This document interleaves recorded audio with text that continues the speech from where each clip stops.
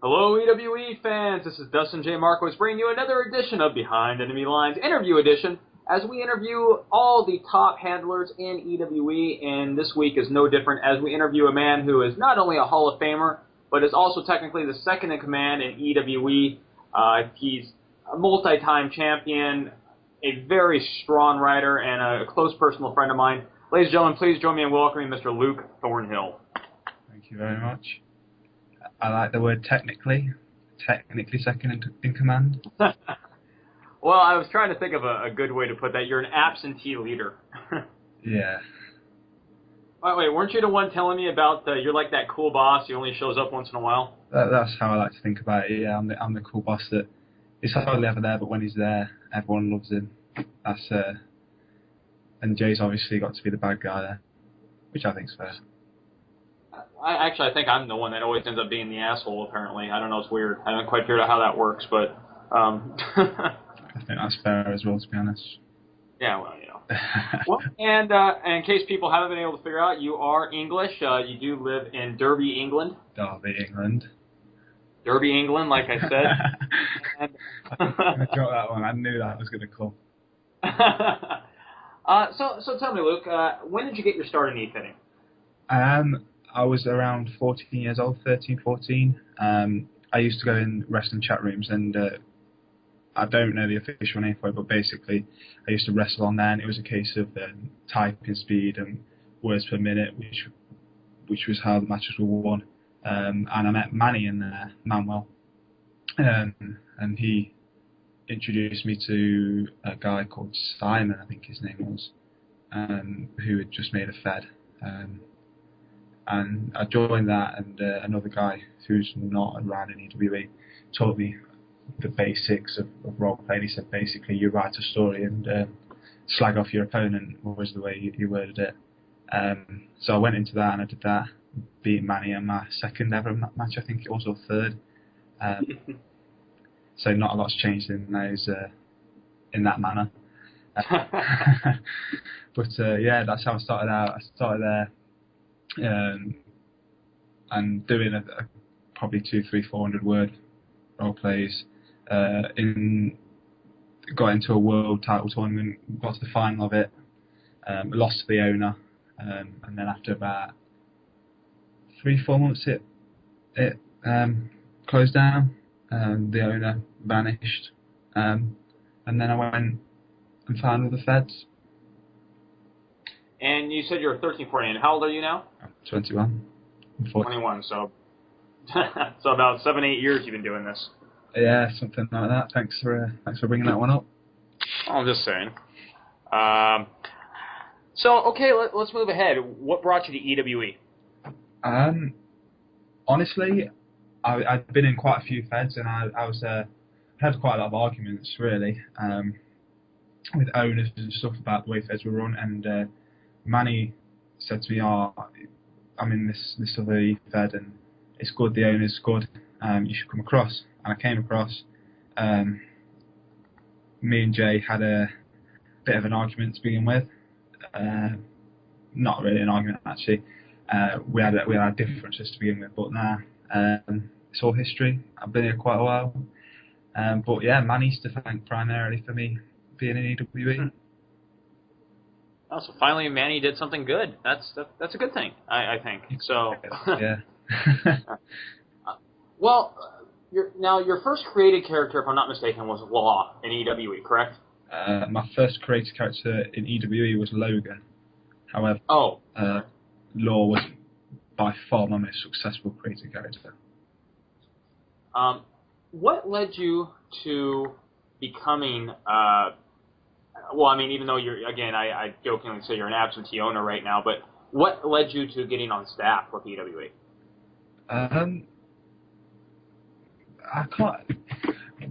At the time, there was Jay was having a lot of trouble with some of the staff members, and I think I did some judging for him originally and some writing, and he liked what I was doing, so I came into staff as EWE. Then we broke away and made another EFED, which was WWE, which got quite popular actually, which is also where the one roleplay limit came from. and I was co-owner of that. I think that was originally my idea, actually. And then that closed down for one reason or another, and we came back to EWE, and it just sort of stuck that I was co-owner. But in terms of co-ownership, I'd like to say that the co-owner is a storyline, and I wouldn't say I own some of EWE other than as a storyline. I think it's 100% Jay's. Yes, I'm happy to help, and yes, I'm number 2, but I wouldn't say I own anything to do with EWE.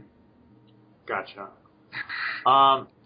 If you had to summarize your experience in EWE, what would you say? I mean, what would be some of your highlights of your career there? Highlights would be law as a whole. Bringing law, the concept of law came from just a name originally, which is bizarre, I know. And then I sort of built him up, and obviously the big highlight was being EWE champion, breaking that record, which I don't care what Abdul says, I still have that record. And yeah, basically the whole time was law was amazing for me, besides losing to Tony, aka Mike, about 8 months. But yeah, the whole time as law I really enjoyed. I think I did some of my best writing as law in the sort of 2006-2007 time. So I'd say that's probably the highlight, but there has been a lot of lows as well in terms of failed characters. What, looking back, I mean, who would be some of your toughest opponents in EWE? Who are the writers that you enjoy reading and gave you the biggest run for your money? In terms of tough characters and tough opponents, there was my first real challenge, as it were, was a guy called Stormfront. I don't know his name, but he came along, and I was a kid, and I was a big-headed kid, I'd admit, and he tried my patience out of character and in character. I can't remember if he beat me or not, but he was just one of those guys that gave me a big test. Obviously, moving on, Mike was tough, no matter who he is. White Tiger is obviously his biggest character, and White Tiger is the character that I have the most trouble with. I don't think I've ever beaten Mike as White Tiger, actually. Tony, for obvious reasons, 8 and nothing or whatever she was with me. And even Jen, I beat Jen 3 times in a row. But each time it was really hard, and I felt that if I didn't write to a high standard, she would easily beat me. So basically, Mike and all 3 of his characters. Yeah, Mike is alter egos. Yeah, in terms of reading, and I've told you this before, I don't look past Dutch Clark as a character. I think as a character, Dutch Clark is one of the best ever. But when I've got time, I like to try and read as much as I can. I really like Jay as Crime Time. I really like Jay as Triple H. There was a guy called Sean that was around for a while as Chris Jericho, who was awesome as Chris Jericho. But some of the new guys that are coming across, I've not had an awful lot of time to read, to be honest. I've been hearing good things about Ailey. I've been hearing that Shadik or Shadik, whichever it is, I'm sure he can clear that one up for us. It has really improved. I've been hearing that there's a new guy called Derek who's very, very good. And the new Edge I've heard is very good, but I've not really had any time to read any of those guys yet. If you had to, it's funny you mentioned some of these RPers and who you enjoy. I mean, one thing that no one really touches base on yet is what makes a good RP. Now, you came in, about 7-8 years ago, kind of during that post-second boom in e-petting. What differences do you see between writing in 2003, 2004 to writing today, or I should say 2005, I'm sorry, to writing today, and what do you think makes a good RP, a good character? In terms of differences, I'd say the quality of writing, the quality of description, the quality of being able to make readers feel the emotion in the writing has improved massively, as well as the descriptive pieces in the scenes. Certainly since, I mean, my first EFED PWO was not filled with the most talent, shall we say. So obviously there's a big gulf in class there. But even since I've been in EWE, I've noticed that the quality in writing has massively improved in terms of the scenes, and making you feel like you're part of the scene. To make a good character or make a good role play, as cheesy as this sounds, I like to be entertained. The one thing that always does entertain me is humour, but good humour. If you throw a bunch of cheesy jokes out there that I've seen before 100 times, I won't enjoy it. But if you're original, and if you make me laugh, you've got a good foundation for a good role play, in my personal opinion. With a real character, I like the way I judge a real character is if I can read the role play and hear their voice in my head, the actual person's voice in my head, that's a good role play, because that means it's believable to me, and that's a good start for me. If you had to give one piece of advice to a new EFEDer coming into EWE, what would it be? Pretty much what Dee said. Read up on what you read up on who you're facing, read up on history. Have a word with Jay would be a good start, because the guy's like an encyclopedia, and he says it himself, he's like an encyclopedia, and he can give you dates of when things happened in 2005. I mean, the guy's just crazy. But yeah, I would say take a look back at any history of the person you're facing, and have a word with Jay about it, because the guy remembers things about my characters that I don't remember. Literally, like he'll come to me and say, "Do you remember when you did this?" And I'm like, "No, I don't remember that." And then I'll go back and look, and I'll be like, "Oh yeah, I said that." And like at one point, I can't even remember what the line was, but he typed out this line to me from it was a Don Hinson line from one of my law role plays, and he said it to me, and I was just like, I don't even know what you're on about. And then probably 3-4 weeks later, I looked back and I saw that line from the role play, and I was like, that's just crazy. It's amazing that, and I laugh because Jay is. I mean, he was telling me stuff about my run with Jack Michaels back in 2005 that it's crazy, isn't it? Now, looking ahead, obviously you've had a long career in EWE. You've done quite a bit with your characters. Right now, you're running a female character, Amelia the Phoenix Pietersen. Yeah. Which is unique in a couple ways. One, I think it's unique because you used a pick base of a real person, your ex-girlfriend, which that's kind of I'm not saying that's stalker-esque. I'm just saying, no. She was my girlfriend at the time. She was my girlfriend at the time. How did that? I gotta ask. How did that come to fruition? I mean, how did you fruition? How did you get her to agree to that? To be honest with you, she'd been talking about joining for a while, and she never did. And she wanted to be involved. And so I got this new character, this female character, and she was just the Phoenix at the time. And I thought, I was saying, I'm going to bring her back. I'm going to give her a real name. And my girlfriend's name's Amy, but she at this point in time was calling herself Amelia. I don't know why she had these letters, which is not as weird as it sounds. And so Amelia came in, and then Pietersen was just a random name I picked. But the pick base was Jessie J at the time. And I wasn't happy with that, but it was just the first first thing that came to my head. And I was trawling through, and I was thinking, I want to pick this. I can't pick anyone. And then she floated the idea as a joke.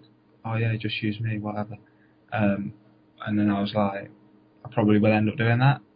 And then, I did end up doing that. It's very interesting. Now you guys are broken up. I mean, does she mind that you still use her? She doesn't mind. I have explained the situation to her, and I told her that if it becomes difficult for me to continue role-playing without pick base, it will be changed. And I'm sort of to and froing whether it's going to get changed at the moment, to be honest. Interesting. Well, let me ask you this. What are your goals now with Amelia? I mean, you've taken basically a route that a lot of EFEDers do these days by handling a female character. I should say a lot of male characters do. Something that personally I know I've never done. I know John North has never done. But I find it very difficult to see someone, a male, play a female. From what I've read, you do a very good job. What do you look to accomplish, and how do you look to accomplish the goals you have for Amelia? In terms of goals, because I've already been the women's champion, it's not really about titles. It's for me and as a character. I think it's more about revenge. She wants to revenge Abby, first of all, because obviously Abby's 2-0 with her in a minute, rightly or wrongly. Wrongly, Mike.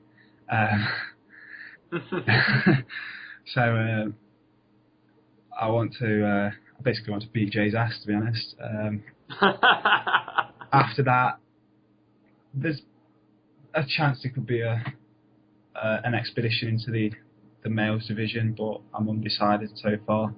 I toyed with the idea of going to try and win all 3 titles, women's titles, but immediately the only goal is to beat Abby, and after that there's so many options for me that I'm undecided on what I'm actually planning to do. Interesting. I guess that's going to take us here towards the end of our interview segment. A couple questions left. Number one, now obviously you are a member of staff, although absentee right now. If you could change something about EWE, what would it be? And we all know the answer, the results seems to be the standard answer, but I mean, if there was something other than that, what would it be?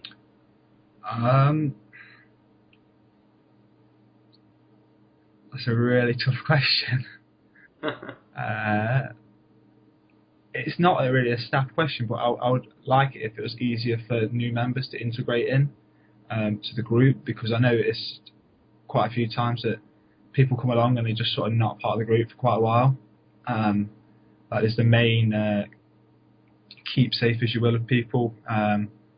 Manny, John, you, me, Mark. I like the inflection when you said Mark. That's great. There's a lot of anger in my voice, wasn't there? A little bit, just a little bit. Viano.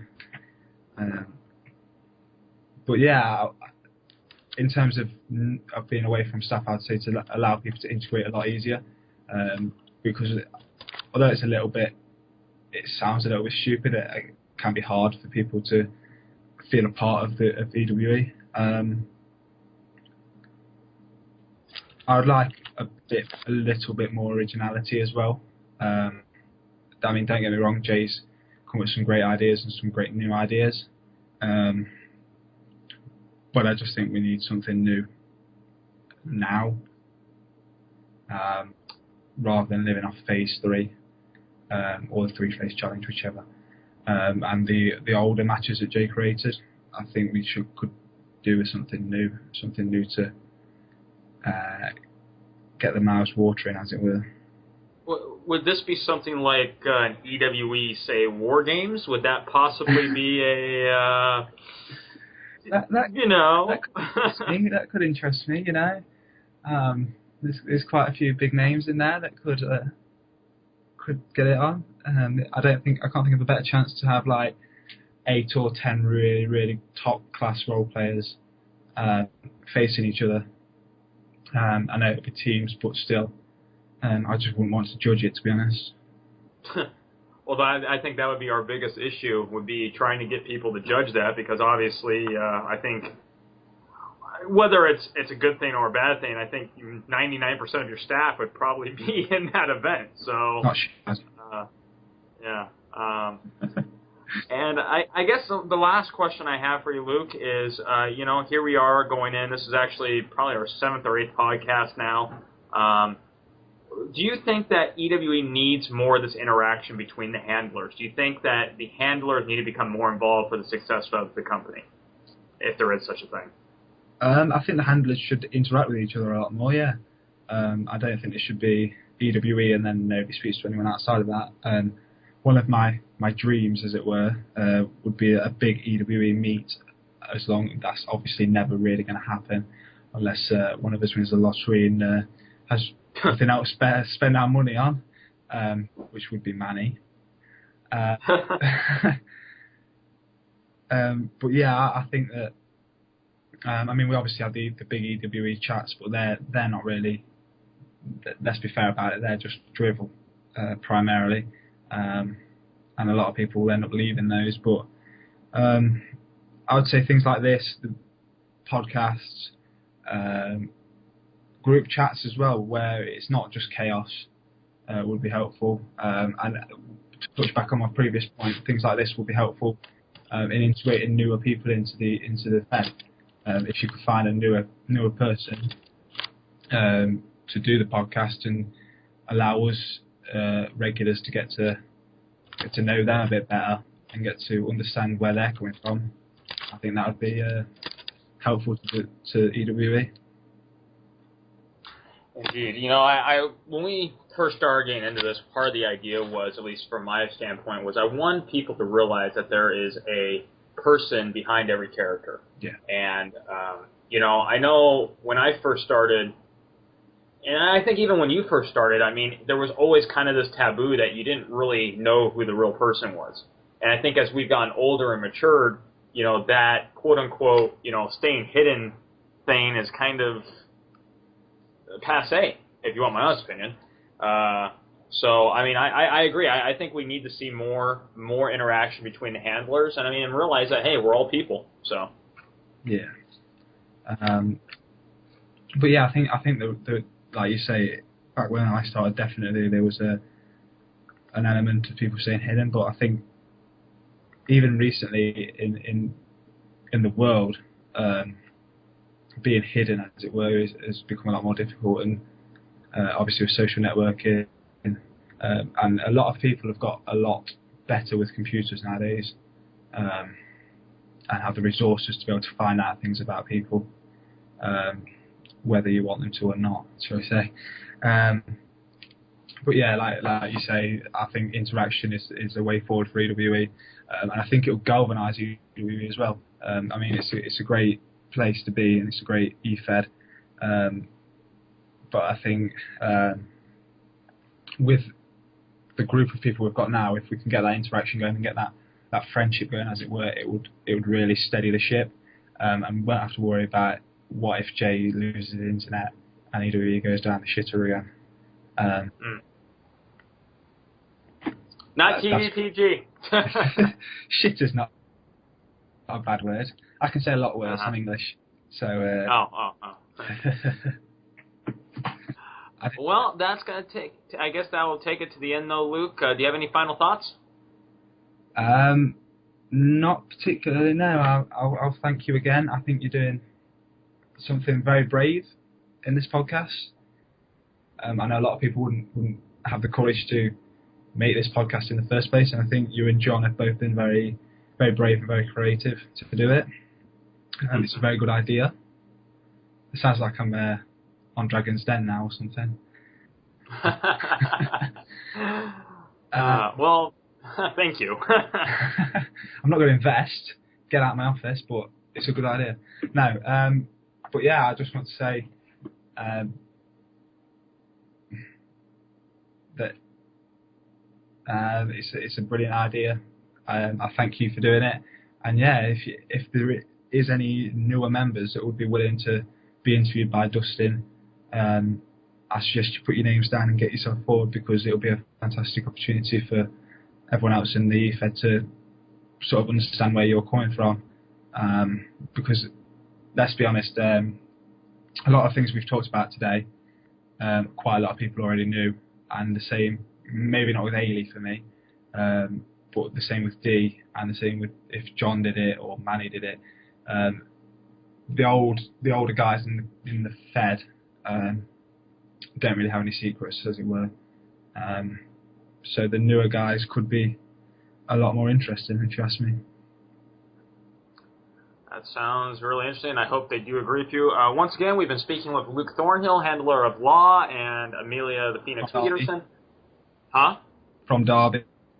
From Derby, England. Like I said, Derby. And